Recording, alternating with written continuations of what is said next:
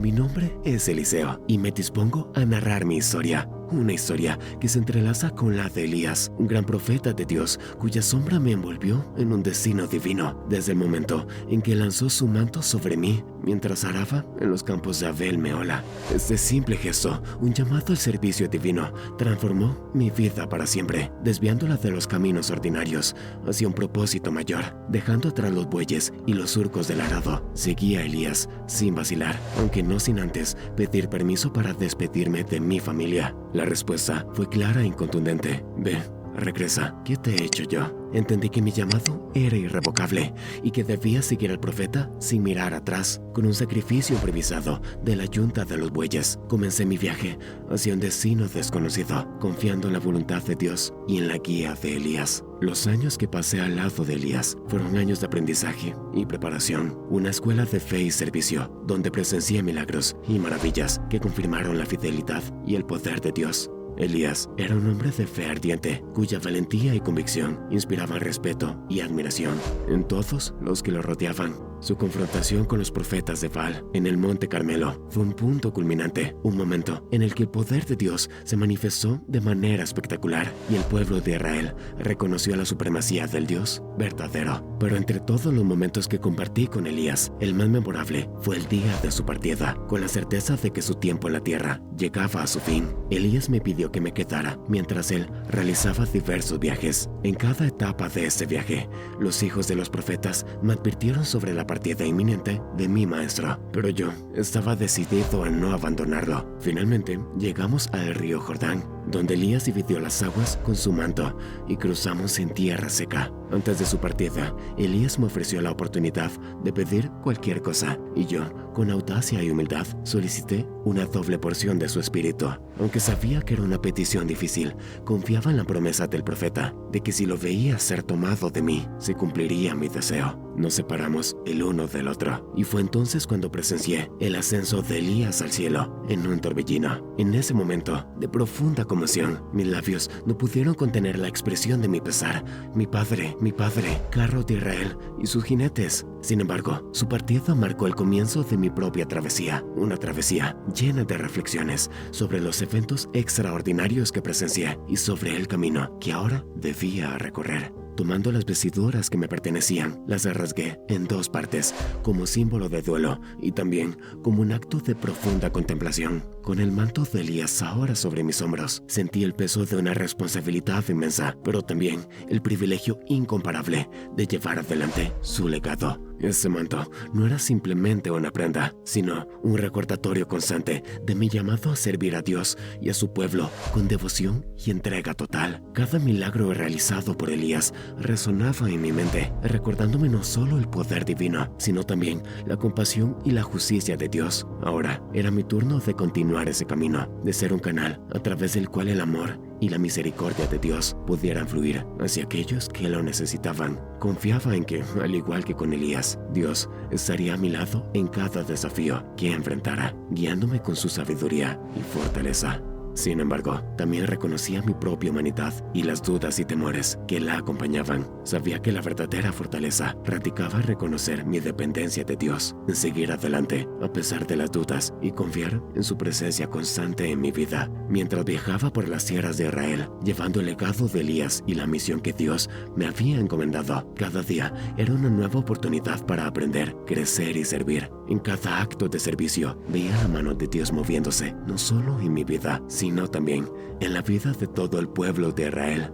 El camino no era para nada fácil, pero estaba lleno de propósito y significado, guiado por la mano de Dios que llama, capacita y usa a sus siervos para su gloria y el bien de su pueblo. Continué avanzando con determinación y fe. Tomando el manto que había caído de Elías, regresé y me detuve a la orilla del Jordán. Con el manto de mi maestro, golpeé las aguas y clamé: ¿dónde está el Señor, el Dios de Elías? Y las aguas se dividieron, abriendo un camino ante mí. Los hijos de los profetas en Jericó vieron este milagro y reconocieron que el espíritu de Elías descansaba ahora sobre mí. Vinieron a mi encuentro y se inclinaron ante mí, reconociendo mi papel como portador del manto de Elías y como nuevo profeta de Israel. Mi primera acción como profeta ocurrió en Jericó, cuando los hombres de la ciudad vinieron a mí lamentando la maldad de las aguas y la esterilidad de la tierra. Por la gracia de Dios, pronuncié palabras de sanidad sobre las aguas, y desde entonces no ha habido más muerte ni esterilidad.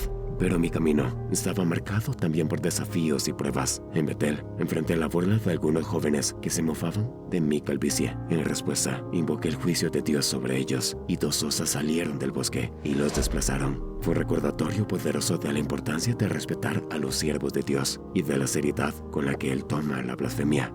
Después de ese incidente, reflexioné profundamente sobre mi papel como profeta y sobre la manera en que manejé la situación. Reconocí la importancia de equilibrar la justicia con la compasión y de buscar siempre la guía de Dios en cada palabra y acción. Mi ministerio continuó con numerosos signos y milagros, incluyendo el regreso a la vida del hijo de la mujer sunamita. Este milagro me recordó el poder y la compasión de Dios, así como la importancia de la fe inquebrantable. Pero en medio de todas esas experiencias, comprendí que mi tarea no era comprender todos los caminos de Dios, sino confiar en ellos y servir fielmente, independientemente del resultado. Con esas reflexiones en mente, continué mi viaje, consciente del privilegio y la responsabilidad de ser un siervo de Dios, un canal de su gracia y poder en un mundo quebrantado y necesitado. Uno de los momentos más destacados en mi ministerio fue cuando la viuda de uno de los hijos de los profetas vino a mí en busca de ayuda. Desesperada por su situación, clamó por mi intervención.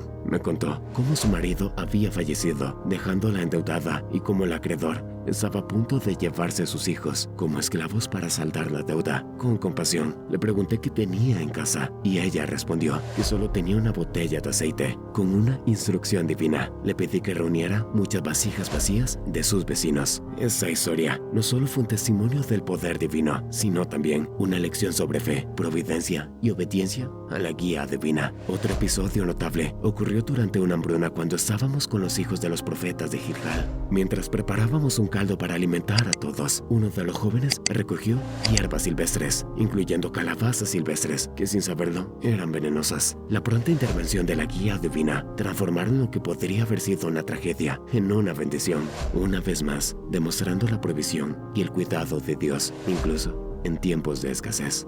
Además, hubo un tiempo en el que un hombre trajo panes de los primeros frutos para los hijos de los profetas. Aunque parecía insuficiente para alimentar a 100 hombres, confié en la palabra del Señor y ordené que se distribuyera entre el pueblo. Milagrosamente, no solo comieron y quedaron satisfechos, sino que también sobró, confirmando una vez más la fidelidad de Dios para proveer en abundancia. Mi ministerio también me llevó a interactuar con reyes y comandantes, como Naamán, el comandante del ejército del rey de Siria. Aunque era un hombre poderoso y respetado, sufría la lepra. A través de la guía divina, Naamán encontró la curación al sumergirse 7 veces en el Jordán, obedeciendo las instrucciones que él había dado. Este evento no solo restauró su salud física, sino que también fortaleció su fe en el Dios de Israel. Sin embargo, también enfrenté desafíos y pruebas en mi ministerio, como la situación con mi sirviente Giesi. Su codicia y engaño lo llevaron a sufrir las consecuencias de la lepra, un recordatorio doloroso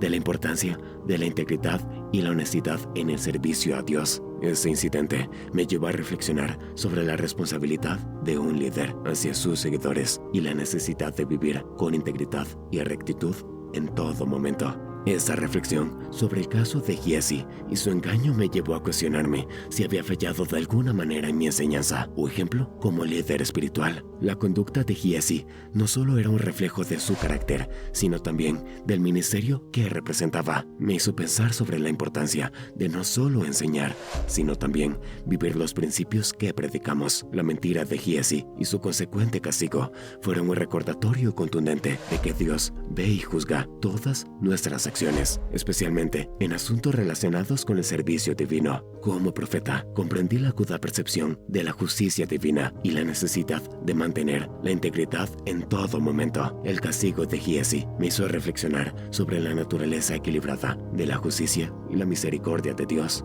Aunque su lepra fue un castigo severo, también me pregunté si había espacio para el arrepentimiento y la restauración. La situación con Giesi también me llevó a considerar los peligros del materialismo y cómo puede desviar incluso a aquellos que están cerca de la verdad. El deseo de riquezas y comodidad material puede ser una tentación constante, y eso me reafirmó la importancia de enseñar y modelar una vida de simplicidad, contentamiento y enfoque en las cosas espirituales. Otro incidente significativo fue cuando revelé los planes secretos del rey de Siria al rey de Israel, frustrando así sus emboscadas. Ese evento demostró la omnipresencia y el poder de Dios, así como la importancia de confiar en Él en todas las circunstancias. También me recordó la responsabilidad que tenía como siervo de Dios de guiar y proteger a aquellos bajo mi cuidado. Además, el asedio de Samaria por parte del ejército sirio y la hambruna que siguió fueron momentos de gran desesperación. La historia de una mujer que clamaba por ayuda, revelando incluso actos de canibalismo, conmocionó al rey de Israel y provocó su ira hacia mí. Sin embargo, a través de la intervención divina, se predijo un milagroso cambio en la situación, lo que llevó al reconocimiento de la omnipotencia de Dios, incluso en medio de la adversidad. En medio de la desolación y el hambre que asolaban la ciudad, nos encontramos ante un dilema angustiante: permanecer en nuestro refugio y enfrentar la muerte segura, o arriesgarnos y buscar una oportunidad de vida fuera de esos muros. Fue en ese momento de decisión, lleno de incertidumbre y temor, que tomé la valiente determinación de enfrentar lo desconocido y entregarnos al ejército enemigo. La posibilidad de que nos dejaran vivir era una pequeña luz de esperanza en medio de la oscuridad que nos rodeaba. Y así, con corazones temblorosos pero llenos de determinación, nos dirigimos hacia el campamento sirio, sin saber qué nos depararía el destino. La sorpresa y el asombro nos embargaron cuando descubrimos que el campamento enemigo estaba desierto, abandonado como un barco en medio de la tormenta. La mano del Señor había obrado un milagro ante nuestros ojos incrédulos, haciendo que el ejército enemigo huyera en terror ante lo que creían ser un ejército imponente. En medio de la desolación del campamento, encontramos un festín inesperado: plata, oro y vestiduras que se convirtieron en un tesoro que nos recordaba la generosidad divina en medio de la escasez. Sin embargo, no pudimos evitar sentir una sombra de conciencia al disfrutar de estas bendiciones sin compartirlas con aquellos que aún sufrían dentro de las murallas de la ciudad, mientras otros languidecían en la desesperación y el hambre. Con un peso en el corazón, decidimos llevar las buenas nuevas a la ciudad, anunciando la liberación milagrosa que habíamos presenciado. Los porteros, inicialmente escépticos, pronto se vieron obligados a reconocer la verdad de nuestro relato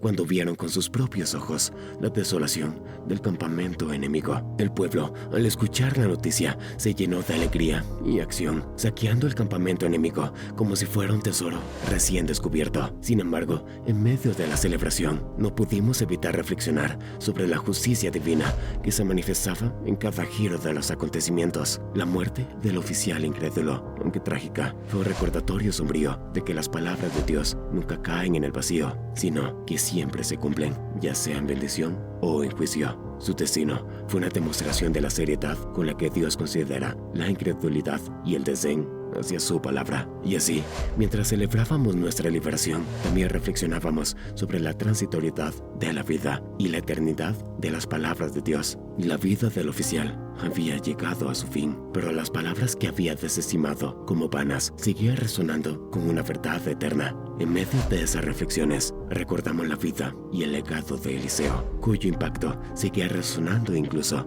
después de su partida de este mundo. Su ejemplo de fe y dedicación nos inspiraba a seguir adelante, conscientes del poder duradero de una vida dedicada a cumplir los propósitos de Dios. Y así, con el corazón lleno de gratitud y humildad, continuamos nuestro viaje como mensajeros de Dios, conscientes del poder de nuestras palabras y acciones para influir en la eternidad. La historia de Eliseo nos recordaba que, aunque nuestras vidas puedan ser efímeras, nuestras acciones y palabras pueden tener un impacto duradero en el mundo que nos rodea. Recuerda suscribirte y compartir este video para que la palabra de Dios llegue a toda alma viviente. Que la paz de Dios esté con ustedes. Amén.